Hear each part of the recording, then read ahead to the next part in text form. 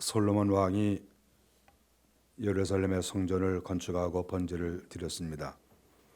낙성식 때 제물을 바쳤는데 소가 22,000마리, 양이 12만 마리. 우리의 생각으로는 하나님 앞에 제사하는 것도 중요하지만 이렇게 너무나 많은 제물을 하나님께 드린 것이 불필요해 보이고 이렇게까지 할 수가 있을까?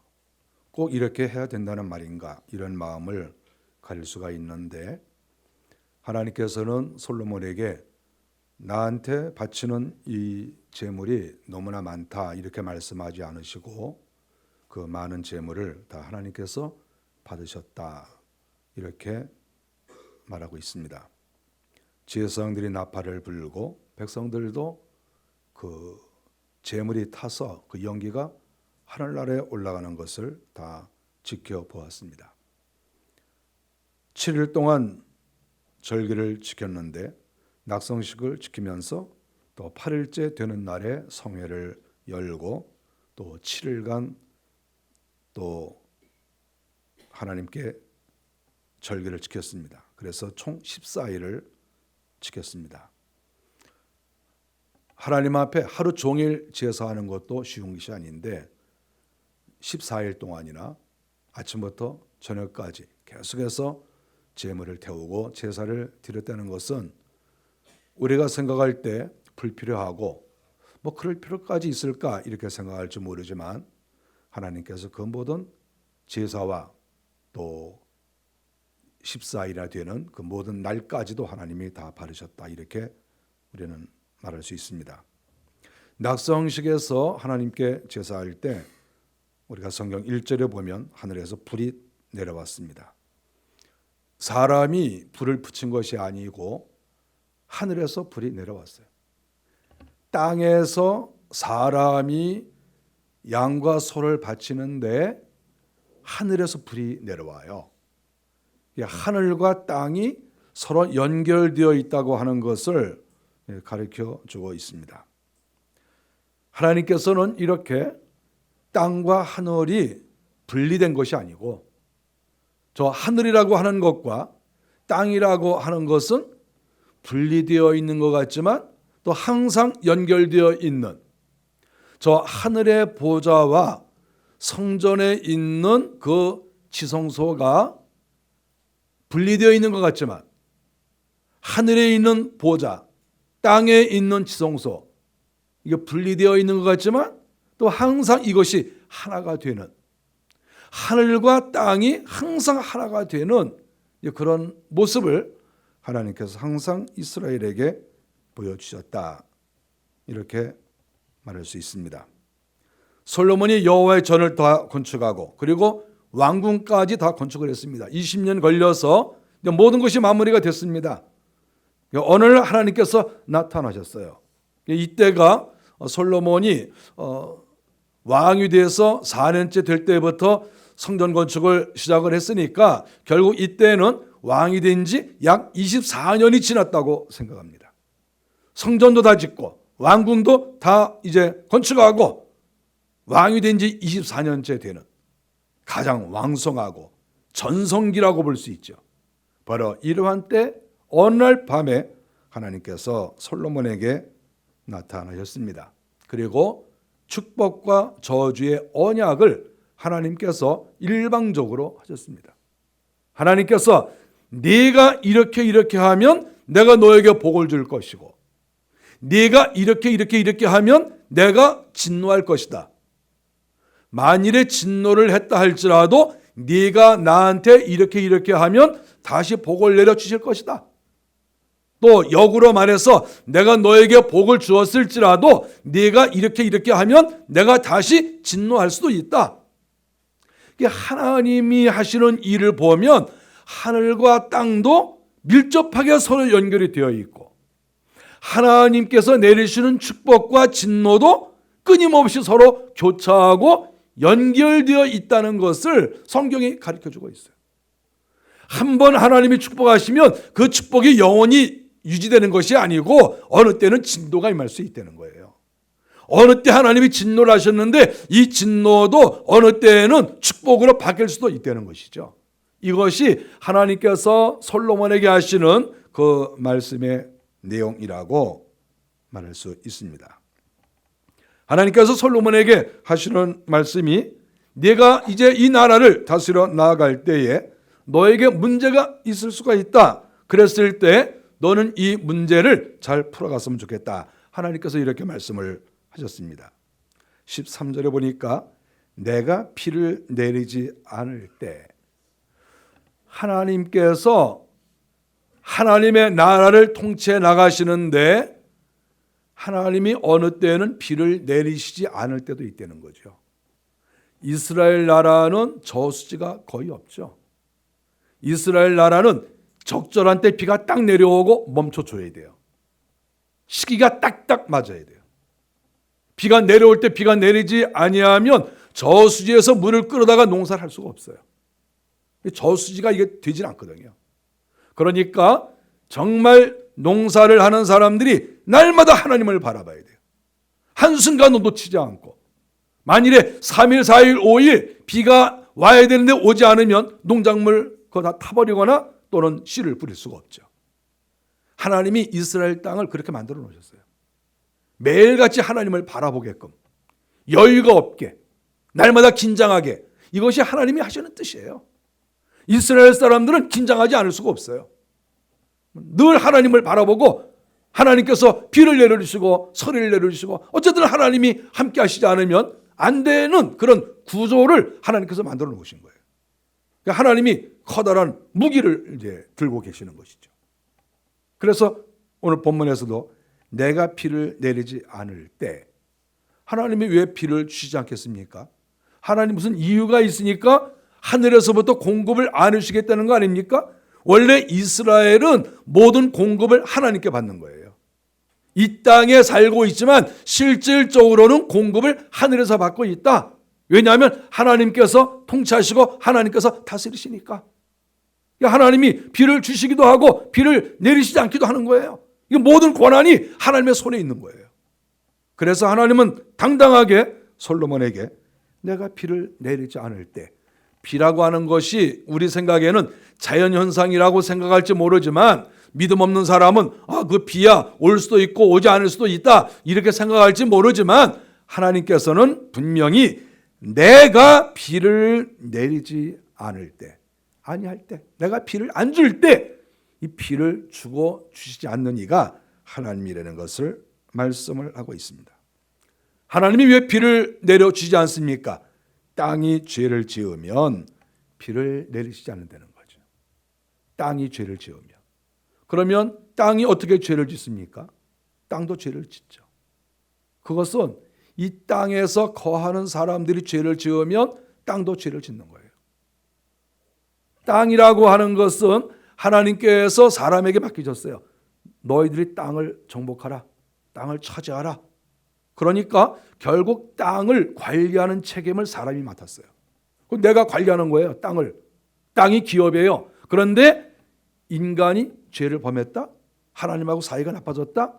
그러면 사람이 나빠졌으니까 그 사람이 움직이고 있는, 통치하고 다스리고 사람이 경작하고 있는 이 땅도 똑같이 죄를 진 거예요. 죄 진 사람이 만지면 그게 죄가 되는 거예요. 내 손에 죄가 있으면 내가 만지는 것마다 다 죄가 되는 거예요. 우리는 그래서 우리의 손이 중요하고 우리의 발이 중요한 거예요. 죄 진 사람이 돌아다니면 그곳이 다 죄가 되는 거예요.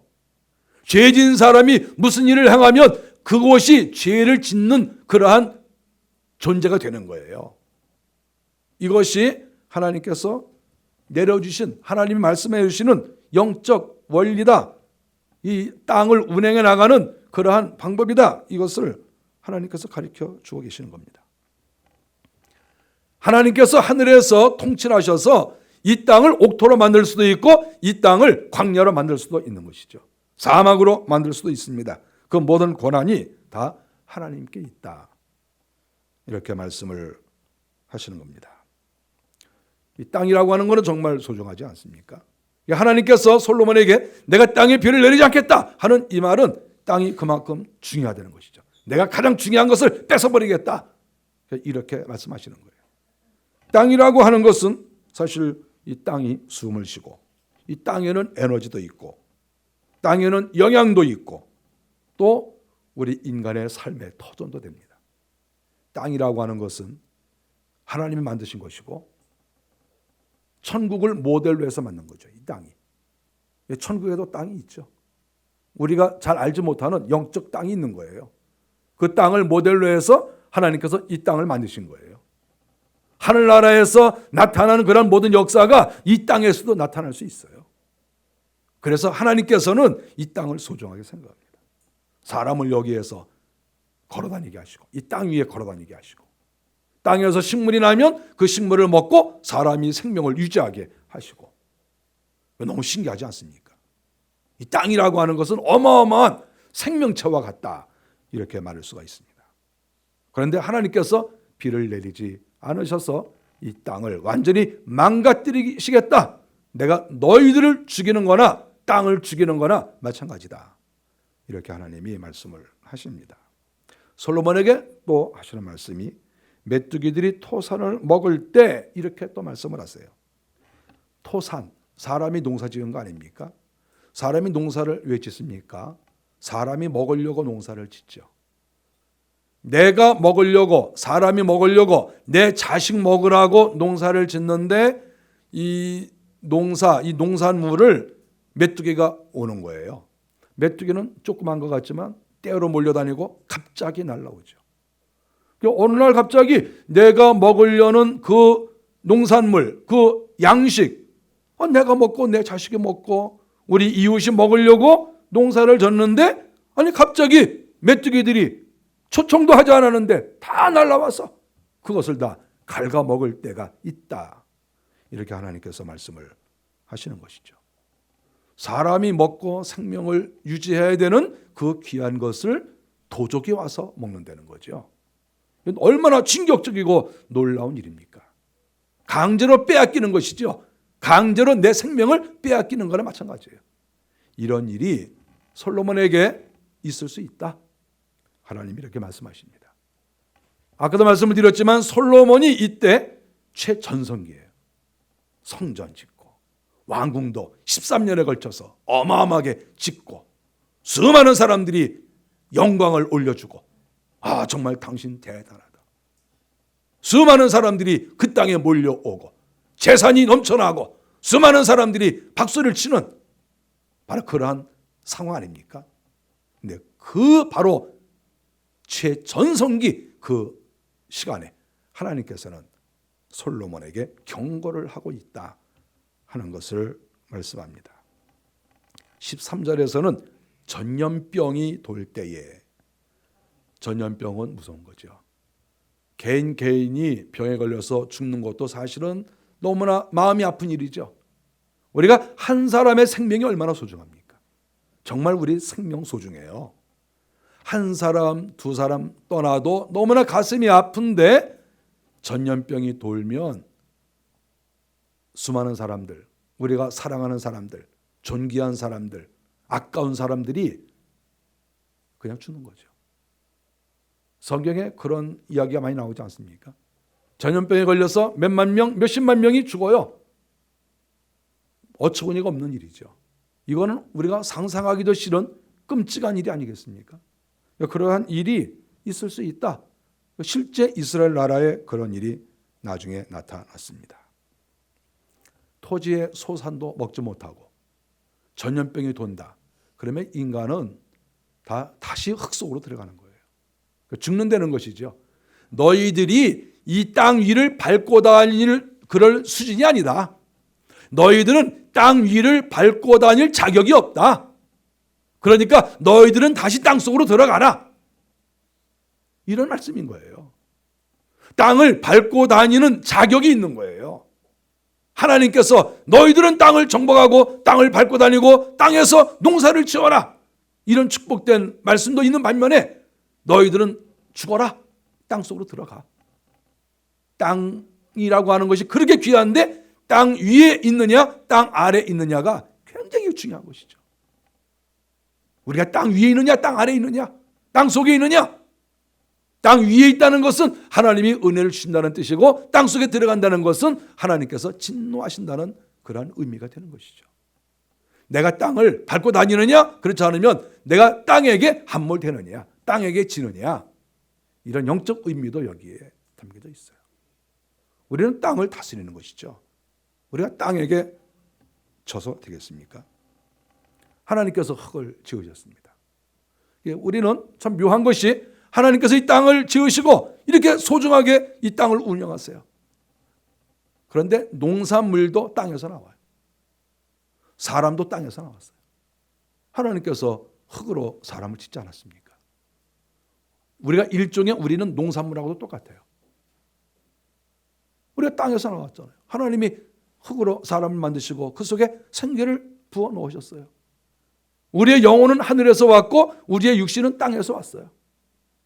그러니까 하나님께서 우리가 범죄하면 이 땅에서 난 모든 우리의 동창이죠. 동창들.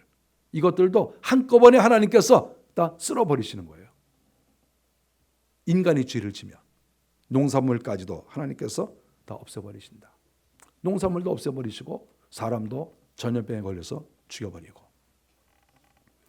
이스라엘 사람들이 수도 없이 죽은 것을 우리는 너무 잘 압니다.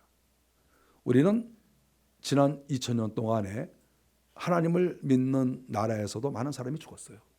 우리가 유럽의 그 흑사병에 대해서는 너무나 잘 압니다. 13세기부터 유럽에 흑사병이 돌았어요. 당시에 그 유럽의 인구가 반이 죽었어요. 당시 전 세계 인구가 약 4억 5천이었었는데 유럽의 흑사병이 돌고 나서 인구조사를 이렇게 연구를 해보면 1억이 죽어가지고 3억 5천밖에 안 됐다고 그래요. 지난 몇백 년 동안에 유럽에 그리고 이 아시아 쪽에도 흑사병이 좀 있었습니다. 이렇게 골고루 있었는데 그동안에 죽은 사람이 많이 잡아서는 한 2억 죽었다고 봅니다. 2억.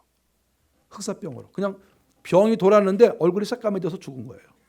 그러니까 얼굴이 땅 색깔이 돼버린 거예요. 하나님께서 야 너희도 그냥 흙으로 돌아가라. 얼굴이 시커매져가지고 죽었는데 그 죽은 사람의 숫자가 그렇게 많은 거예요. 하나님이 얼마든지 그렇게 할 수 있어요. 한 번에 5천만 명 1억 다 죽일 수 있어요. 한 번에. 하나님 마음만 먹으시면 이 못된 것들 만일에 하나님이 그런 마음만 가지시면 뭐 일가족 몰살은 아무것도 아니고 한 나라도 완전히 하나님께서 그냥 다 죽여버릴 수 있어요.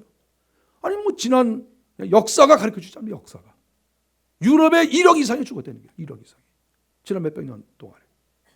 그냥 쓸어가는 거예요. 쓸어가는 거예요. 거기에 얼마나 훌륭하고 귀한 사람이 많습니까? 또 사랑하는 사람이 많습니까? 하나님 필요 없어요. 다 죽여버리시는 거죠. 하나님이 솔로몬에게 이렇게 얘기를 하신 거예요. 당시에 솔로몬은 왕이잖아요. 존경받는 왕, 못할 것이 없는 왕, 군대가 있고 강력한 그러한 솔로몬인데 하나님이 그 솔로몬 앉혀놓고 밤에 나타나서 너 나한테 까불면 죽어. 너도 죽이고 네 나라도 다 죽여버리고 하여간 내가 싹 죽여버릴 거야. 하나님이 솔로몬에게 이렇게 말씀하신 거예요. 솔로몬 꼼짝 못한 거죠.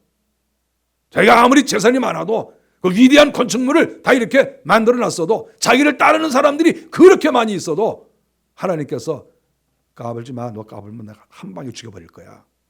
이렇게 하나님께서 솔로몬에게 밤에 나타나셔서 말씀을 하셨다.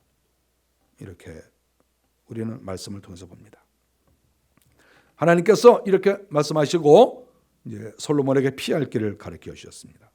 14절에 보니까 만일에 내가 이렇게 벌을 내리거든 미련하고 바보처럼 그냥 죽지 말고 피할 길을 찾아야 될 게 아니냐.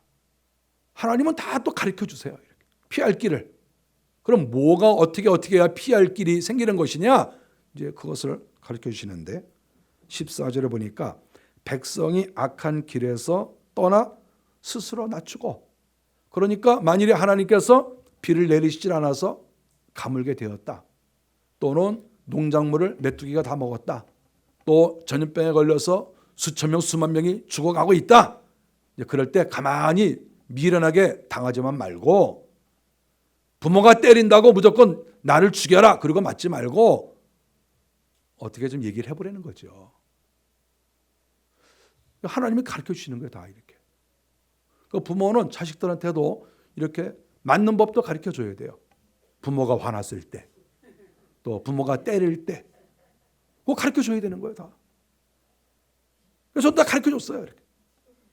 내가 화가 나서 지금 화가 여기까지 났냐, 여기까지 났냐, 여기까지 났냐 싹 보고 여기까지 나면 더 이상 말하지 말라. 내가 다 가르쳐 줘요. 내 아내한테도 얘기했어요. 내가 뭐야? 그러면 아직 남았구나. 뭐? 그러면 이제 조금만 더 올라가면 폭발하겠구나.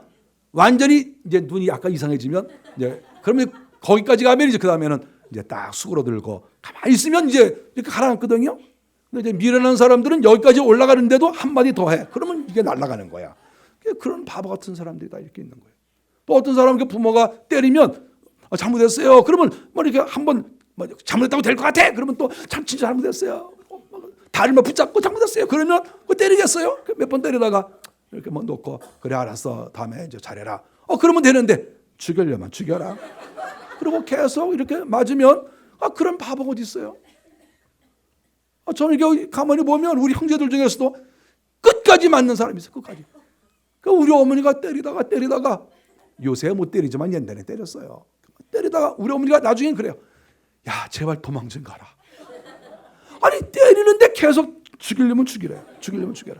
그러니까 이게 답답한 일이 있어요. 그러니까 저는 한 대만 때리면 도망가. 한 대만 때리면 탁 도망갔다가 나중에 돌아서 잘못했어요. 그러면 뭐 엄마가 다 이렇게 계산해뒀다가 다 이렇게 내가 10대 때릴 거 한 대밖에 안 때렸어. 계산 다 해놓다가 들어오면 9대 맞아. 그러겠어요?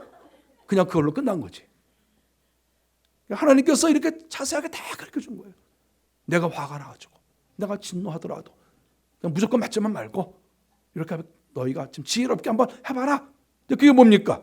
하나님이 가르쳐 주신 것은 너희가 너희 자신을 낮추고 내한테 와서 잘못했다고만 해라. 잘못했다고.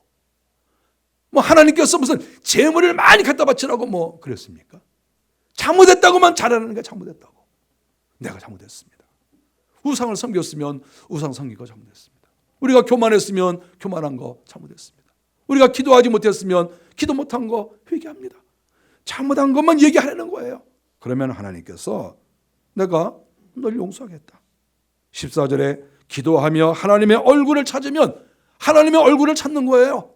하나님께 나가는 거예요. 나가서 살려주세요. 우리가 먹을 것이 없어요. 전염병에 걸려서 내 아들이 죽어요. 하나님 용서해 주세요. 그러면 하나님께서 다 용서해 주시겠다. 하나님께서 12절에 보니까 그럼 어디에 가서 기도를 하느냐? 하나님의 얼굴은 어디에 가서 찾느냐? 그랬을 때 장소는 구별된 땅인 성전입니다. 이곳을 택하여 제사하는 성전을 삼았으니 하나님께서 이스라엘에게 왜 성전을 지으라고 했겠습니까? 하나님께서 머물러 계시려고 그러는 것이고 거기에서 성도들을 만나고 싶어서 만나는 장소가 바로 성전인 거예요. 성전은 하나님께 영광을 드리고 제사하는 장소며 동시에 하나님과 인생들이 만나는 자리예요. 그래서 하나님이 성전을 지으라고 말씀을 했습니다. 만일에 너희가 그렇게 한다고 하면 14절에 그 땅을 고칠 것이다. 땅을 고쳐야 모든 것이 고쳐집니다. 땅을 고쳐야 질병도 물러가고 땅을 고쳐야 먹을 것이 나오고 땅을 고쳐야 사람도 바로 되고 사람이 살 수가 있는 것이다. 하나님이 이렇게 말씀을 하셨습니다. 왜 하나님께서 성전에 와서 하나님의 얼굴을 찾으라고 했겠습니까? 16절에 답을 주시지 않습니까? 이 땅 구별된 성전에 하나님의 눈과 마음이 항상 있기 때문이다. 이렇게 말씀을 했어요. 우리가 생각할 때 하나님은 하늘 보좌에 계시는 분이 아닙니까? 하나님의 자리는 원래 거기에요. 하나님의 자리. 하나님께서 날마다 계시는 자리가 하늘 성전이에요. 하늘의 보좌고. 그런데 하나님께서 솔로몬에게 내 눈과 마음이 항상 있다고 그랬어요. 항상. 너희가 나를 부르면 내가 저 하늘에서 싹 이렇게 내려오겠다. 이렇게 말씀하시는 것이 아니에요. 하나님이 항상 성전에 계시겠다고 했어요. 항상. 그래서 하나님은 저 하늘 보좌에도 계시고 또한 기도하는 자리, 하나님께 예배하는 그곳에 항상 하나님의 눈과 하나님의 마음이 그곳에 있다. 하나님이 그렇게 가르쳐 주셨습니다. 하나님은 멀리 계셔서 하나님의 얼굴을 찾기 위해서 비행기를 타고 하늘로 올라가는 게 아니에요. 하나님을 만나기 위해서 로켓을 타고 우주선을 타고 저 꼭대기 어디엔가 계실지 모르는 하나님을 찾아가는 것이 아니에요. 하나님은 성전을 짓게 하시고 내가 거기에 내 눈도 있고 내 마음도 있고 내가 거기 있을 테니까 항상 찾아와라. 아니 얼마나 쉽습니까? 이스라엘 백성들은 하여간 문제만 생기면 금방 갈 수 있지 않습니까? 예루살렘 성전에 하나님 계시니까 하나님이 어디 계십니까? 물을 것도 없고 하나님은 너무 쉬운 방법을 딱 가르쳐 주신 거예요. 여기 내가 있다. 그러니까 항상 이쪽으로 와라. 그래서 이스라엘 백성들이 성전으로 뛰어가서 하나님 우리 집에 문제가 생겼습니다. 내 건강에 문제가 생겼습니다. 내 자식에게 문제가 생기고 먹을 것이 없어졌습니다. 하나님 어떻게 했으면 좋겠습니까? 제가 이제 회개합니다. 용서해 주시고 다시 복을 내려주세요. 이렇게 할 수 있는 그 길을 하나님은 아주 쉽게 이렇게 만들어 주셨다. 이렇게 하나님께서 말씀을 해 주셨습니다. 하나님께서 진노를 풀어주시고 은혜를 내려주시면 많은 것들이 고쳐집니다. 하나님께서는 고치시는 것을 좋아해요. 망가뜨린 것은 사람이 망가뜨렸어요. 여러분, 우리 환경 속에서 나타나는 모든 것은 원래는 아주 순탄하게 잘 흘러가야 돼요. 모든 것이. 부부의 관계나 부모와 자식의 관계나 우리에게 허락하신 기업이나 이 모든 것은 정말 물이 흐르듯이 이렇게 흘러가는 것이 정상이에요. 그게 하나님께서 원하시는 가장 좋은 거예요. 근데 여기에 고장이 생겼어요. 이 고장은 내가 일으킨 거예요. 하나님이 고장나게 하시지 않았어요. 그러면 하나님께서 우리가 고장낸 것을 너희가 나에게 수리를 맡기면 이게 고장났다고 수리를 맡기면 하나님께서 고쳐주시겠다는 거예요. 자동차가 고장나면 자동차 못 굴러가요. 잘못했다가 다른 사람도 죽이고 자기도 죽어요. 자동차를 고쳐야 될 거 아니에요. 기술자에게 갖다 맡겨야죠. 이거 좀 고쳐주십시오. 고쳐줘요. 하나님께서 내가 고치겠다고 그랬어요. 내가 고쳐주겠다. 너희 집에 뭐 망가졌냐? 남편은 아무것도 안 고쳐주지만 하나님은 다 고쳐주세요.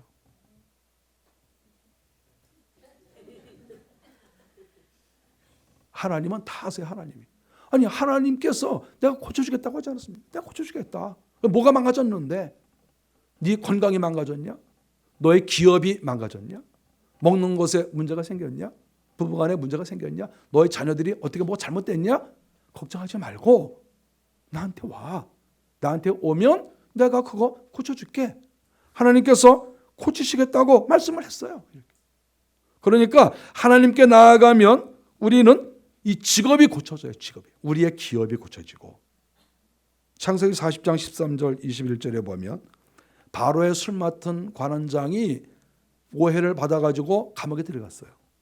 하나님께서 나중에 고쳐준다고 그랬어요. 걱정하지 마라. 나중에 그대로 그 자리를 회복했어요. 하나님이 그 사람의 직책과 그 기업을 고쳐주세요.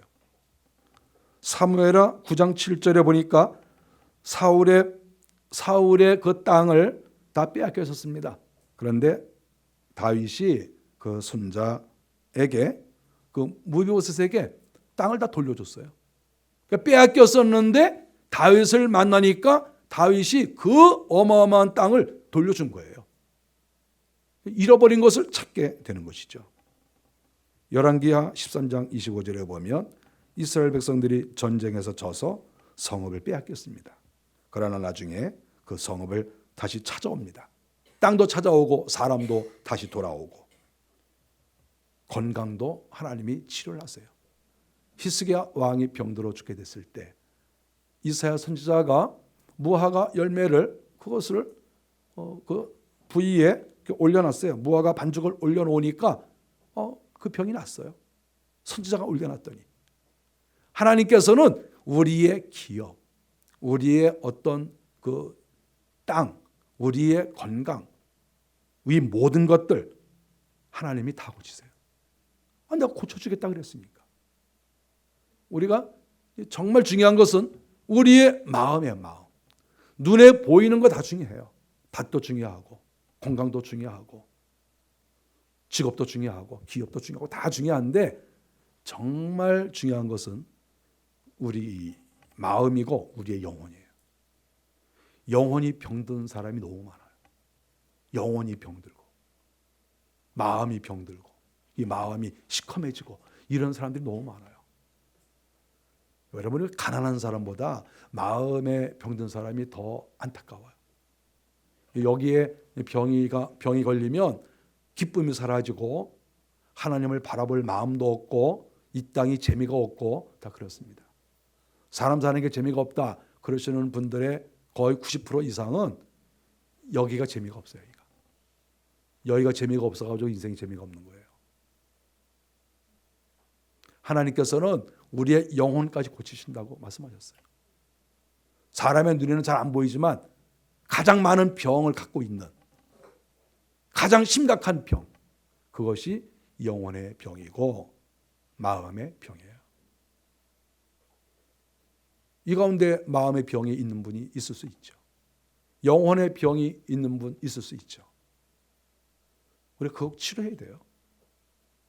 아니 그거 계속 방치할 겁니까? 언제까지 방치할 거예요? 인생이 얼마나 소중한데.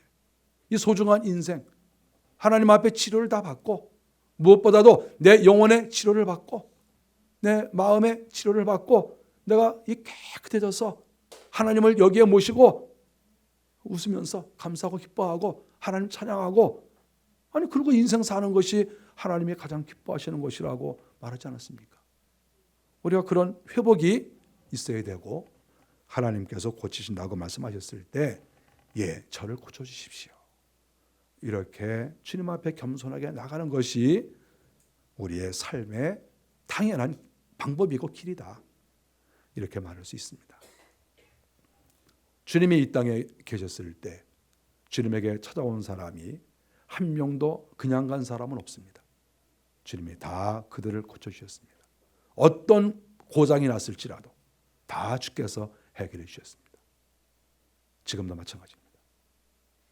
저는 지금도 하나님께서 살아계시고 보좌에만 계시는 것이 아니라 이스라엘 땅에 하나님께서 와 계셨던 것처럼 지금도 교회에 또 우리 마음속에 우리 하나님께서 와 계십니다. 하나님도 오시고 주님도 오실 수 있고 특별히 성령께서 우리에게 오시죠. 내 앞에 무릎을 꿇어라. 내 앞에 죄를 회개하고 기도하라. 그러면 내가 다 고쳐줄게. 이것이 주님의 음성이에요. 이 자리에 참여하신 모든 분들이 어떤 것이든지 하나라도 고장난 것이 없이 다 모든 것이 온전해졌으면 좋겠어요. 그것을 주님께서 원하신다고 저는 분명히 믿어요. 우리 모두가 그리스도 안에서 모든 것이 고쳐지고 모든 것이 정상화될 수 있는 그런 은혜가 꼭 있기를 바랍니다. 기도하겠습니다.